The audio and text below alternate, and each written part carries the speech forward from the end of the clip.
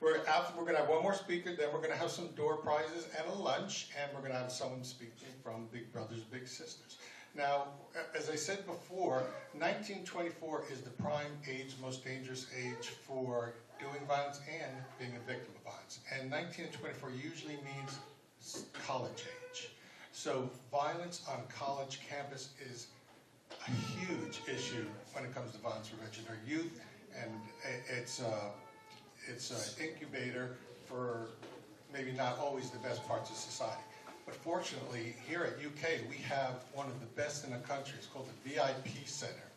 And this is, and they promote a violence prevention event called the Green Dot. And if I'm not mistaken, it was developed right here in Lexington, too. It's amazing to me how many violence prevention programs there are that here in Lexington and in Louisville.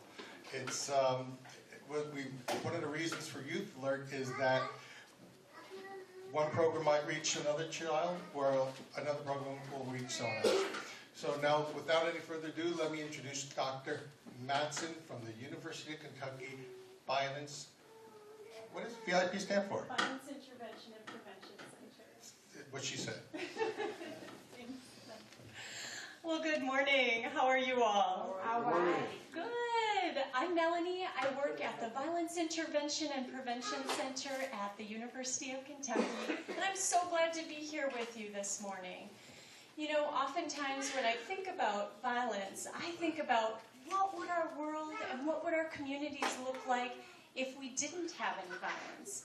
So take a moment right now and think about what would my world look like if I didn't have to worry about violence.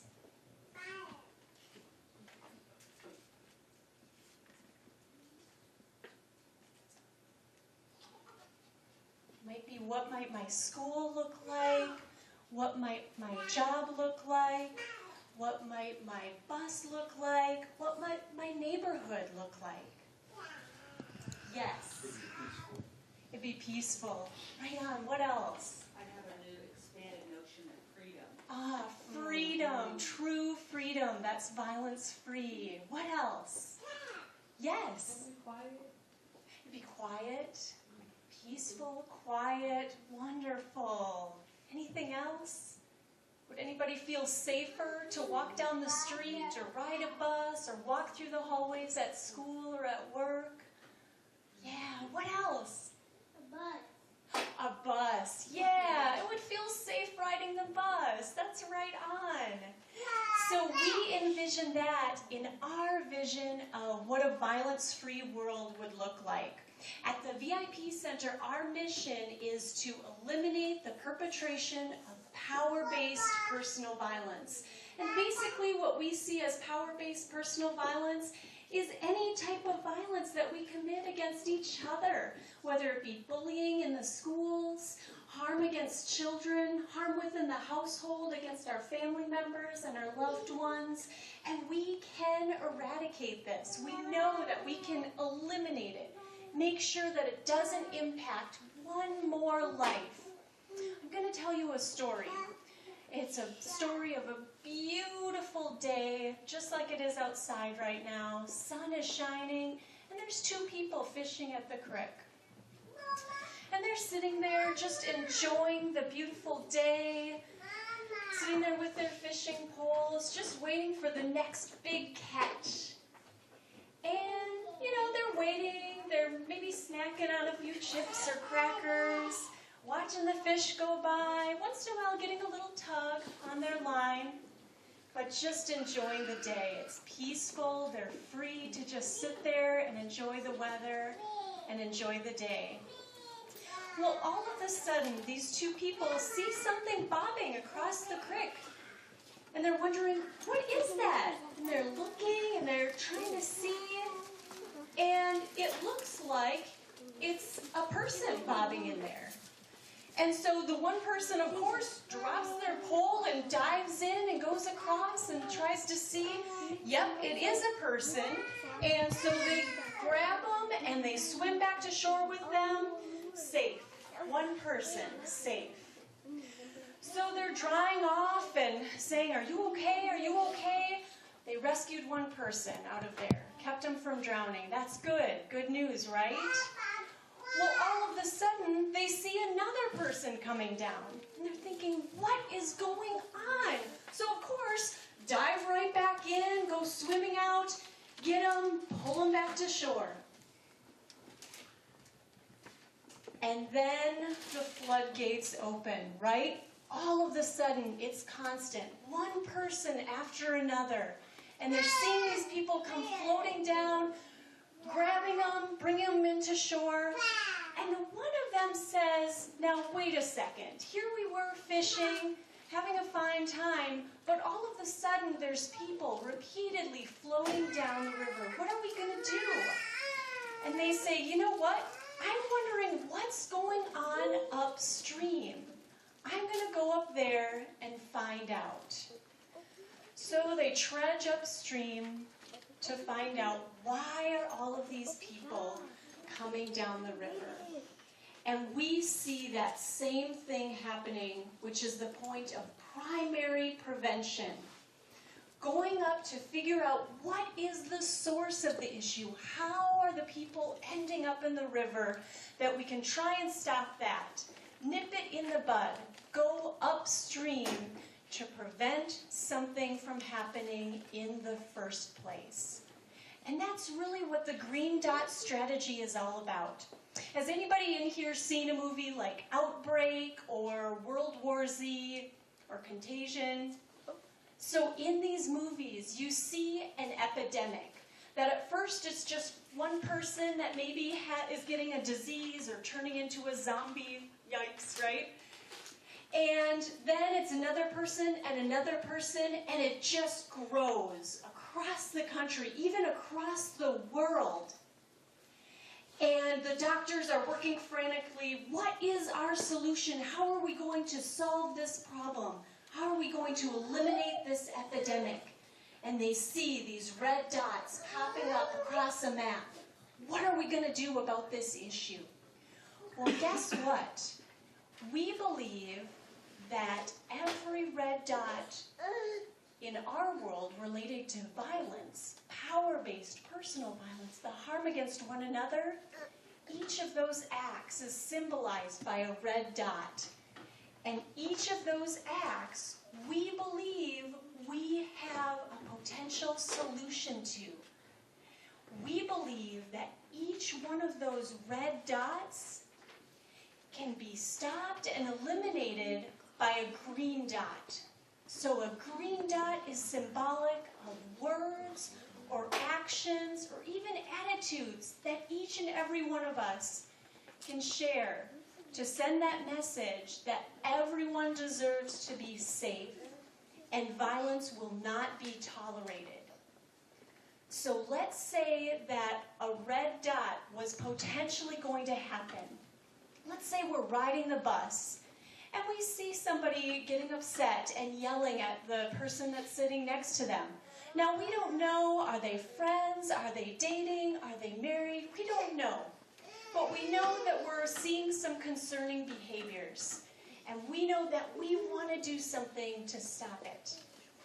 And so what we might do is a green dot. A green dot could be something as simple as going up to them and saying, hey, do you know what the next stop is? Causing a distraction. It just momentarily interrupts the situation and, believe it or not, can make a world of a difference. We might choose a different green dot depending on, what I prefer to do and what feels safe within the situation. Another green dot might be to go up to the bus driver and say, hey, there's someone back in this row. I'm really concerned that their behavior is getting a little bit louder and, I'm concerned that they're going to hurt the person next to them. That's what we call a delegate. So far we've got a distract option, we've got a delegate option, and then we've got another option. We could go up to them and say, hey, I don't like you yelling. Can you stop, please? That would be a direct confrontation to what's happening. So really, anytime that there's a potential red dot happening, we've got at least 3 options: direct, distract, and delegate. Those can be really helpful to know that we have many, many options of things to do.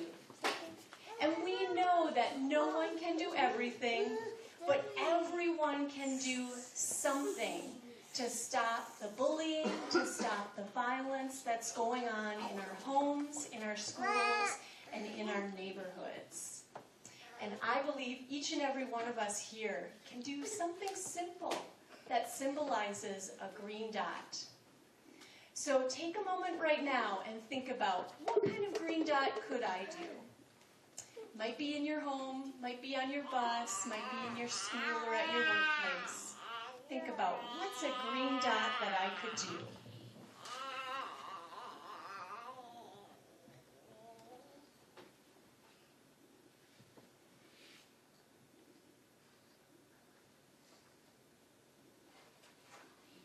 Does anybody have any, yeah, I wanted to give you a moment to think first. Does anybody have any potential green dots that they would do? Did you have one? Yeah, so I live with a 17-year-old daughter, and she has a habit of not closing the gate when the dog gets in the house. So when I come home and I see the gate hasn't been secured, the first thing I say when I see her is, "You forgot to close the gate." Instead of, the green dot would be, were you the last one in the house, and did you forget to lock the gate? So it's rather than assuming and being upset, asking a question. So respecting our family members and asking them, hey, what happened here? And trying to correct the situation rather than jumping to yelling. Yeah, that's a great example. Thank you. Anybody else have one? Yes. We could make a commitment to communicate whenever we see something that needs to be addressed. We commit ahead of time that we are going to communicate. We're not going to just sit there and not say anything. Absolutely. Yeah, so we'll make the commitment to say something when we're concerned about something. That's a great idea. Any others? Yeah, way in the back. You can just walk away. Just walk away. So if there's potential violence and maybe someone's starting to yelling at us, just walk away so the situation doesn't progress further. Yes, ma'am. Yeah, that's a great idea. Especially thinking about sometimes people are maybe just trying to goad us and try and make us fight with them. And just walking away can be a simple solution. Yeah. Did I see another hand? She got one. Great. What's yours?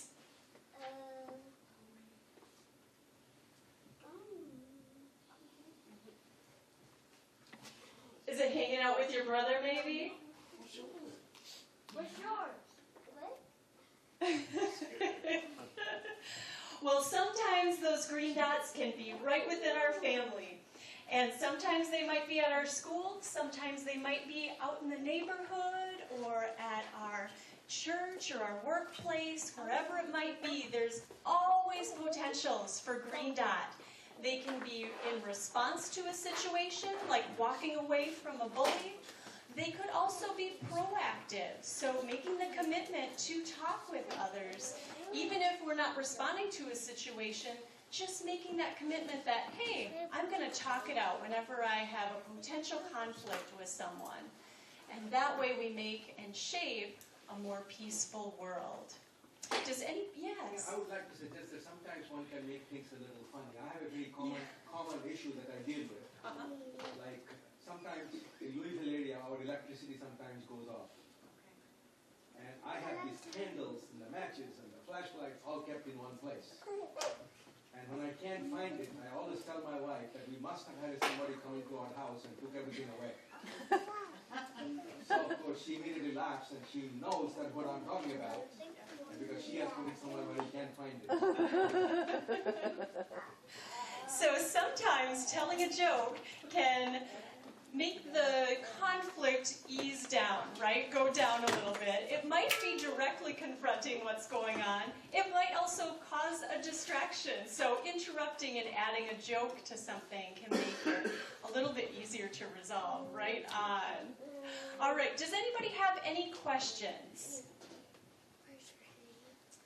All right, well, thank you so much, Doug, for organizing this event and bringing us all together.